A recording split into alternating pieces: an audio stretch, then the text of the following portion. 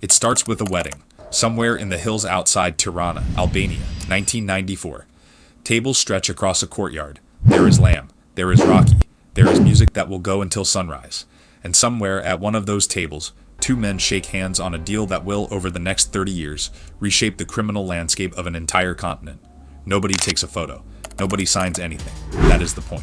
This is how the Albanian Mafia works. Quietly. Through family. Through blood ties so old they predate the nation itself. And by the time the rest of Europe noticed what was happening, it was already too late. Today, law enforcement agencies across Western Europe describe the Albanian criminal networks as the single most powerful drug trafficking force on the continent. Not the Italians, not the Colombians, not the Russians, the Albanians. A country of fewer than 3 million people. A country most Europeans couldn't find on a map 15 years ago. A country whose criminal networks now control an estimated 40 to 60% of the heroin supply in the United Kingdom, dominate cocaine distribution across Scandinavia, and run entire drug markets in Italy, Belgium, Greece, and Germany. How did this happen? How did a network from one of Europe's poorest, most isolated countries become its most dominant criminal force? And why did almost no one see it coming? To answer that, you need to go back, not just to the 1990s. Further. Much further. Albania sits at the southwestern edge of the Balkans, wedged between Kosovo, North Macedonia, Greece, and Montenegro. For most of the 20th century, it was one of the most closed societies on earth. Under dictator Enver Hoxha, who ruled from 1944 until his death in 1985, Albania sealed itself off almost entirely from the outside world. No foreign travel, no outside media. Over 700,000 concrete bunkers built across the country to repel an invasion that never came. Citizens who tried to leave were shot. When Hoxha died, the pressure cooker began to crack. By 1990, the regime was collapsing. Thousands of Albanians rushed foreign embassies. They climbed the walls of the Italian and German consulates in Tirana with their bare hands, begging to be let in. In 1991, a ship called the Vlora arrived in the Italian port of Bari, carrying 20,000 Albanian refugees. Italian authorities were overwhelmed. Most were eventually deported, but many stayed. And then, in 1997, everything collapsed completely. A series of fraudulent pyramid investment schemes had convinced much of the Albanian population to pour their life savings in. When the schemes failed, the country lost an estimated $1.2 billion, in a country where the average annual salary was less than $700. The government fell. Armed militias seized towns. Military armories were broken open. An estimated 550,000 weapons flooded the streets. Kalashnikovs, rocket launchers, grenades, in a country of 3 million people. That is roughly one weapon for every 5 citizens. For a brief, chaotic period, Albania had effectively no functioning state, and into that vacuum stepped something old. Something that had been waiting, the Kanun. The Kanun is a code of laws dating back to the 15th century. It governs honor, hospitality, marriage, property, and above all, blood feuds.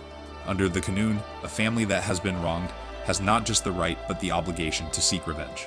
It is a system that operates entirely outside the state. It does not need courts, it does not need police. It has its own logic, its own enforcers, and its own hierarchy. For centuries, the Kanun governed life in the remote mountains of northern Albania. It survived the Ottoman Empire, it survived Hoxha. And when the Albanian state collapsed in 1997, it filled the void.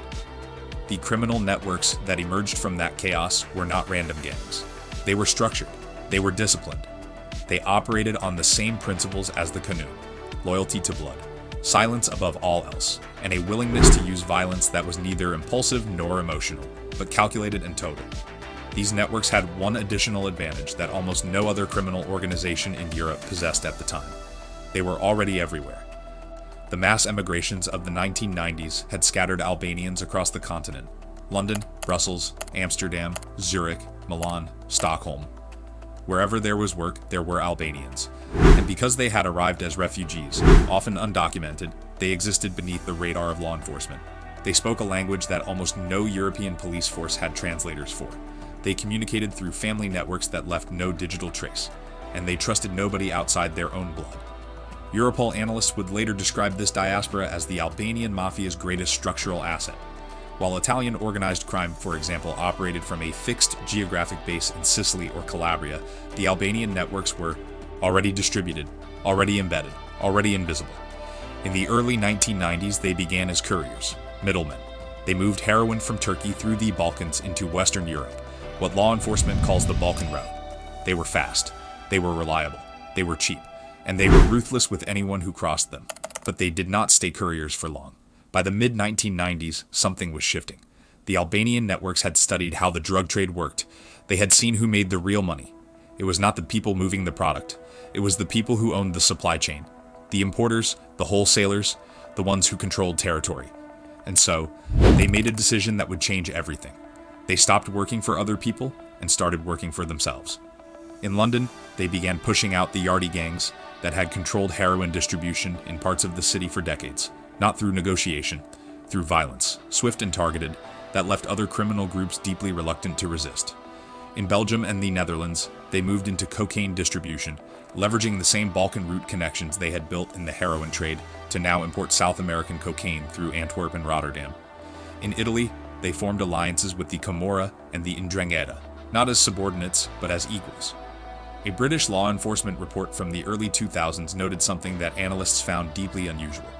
Unlike most criminal organizations, the Albanian networks showed almost no internal conflict, no power struggles, no defectors, no informants. That last part was key.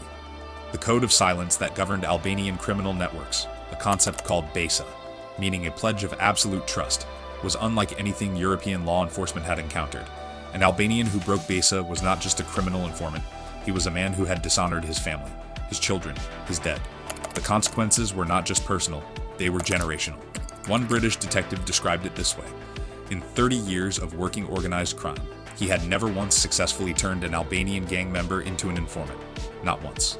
Through the 2000s, the networks grew. But they grew quietly. They deliberately avoided the flamboyance that had brought down other criminal empires. No Scarface mansions. No flashy cars parked outside nightclubs. No social media. Albanian crime bosses lived modestly. They ran legitimate businesses, restaurants, car washes, construction firms, that served as fronts for money laundering so mundane that investigators struggled to distinguish them from genuine enterprises. One crime boss who was eventually arrested in Italy had been living for years in a 2-bedroom apartment. He drove a 5-year-old Volkswagen. His neighbors described him as quiet, polite. He always said good morning. He was moving an estimated 200 kilograms of cocaine per month.